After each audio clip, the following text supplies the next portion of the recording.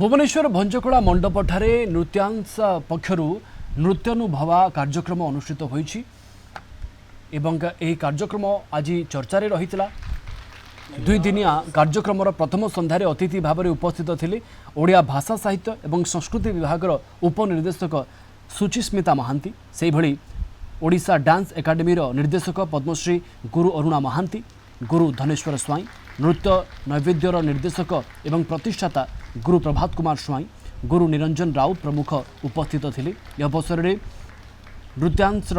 नृत्यशिल्पी माने सुंदर ओडिसी नृत्य प्रदर्शन करथिले। ओडिशार कला संस्कृति को प्रचार प्रसार करने सहित ए प्रयास करा जायछि बोली नृत्यांश निर्देशक अनिकेत पल्लव नायक कहिसंते। नृत्यानुभव यहाँ फर्स्ट एनुअल फेस्टिवल होचे जो थे कि जेते नूतन एवं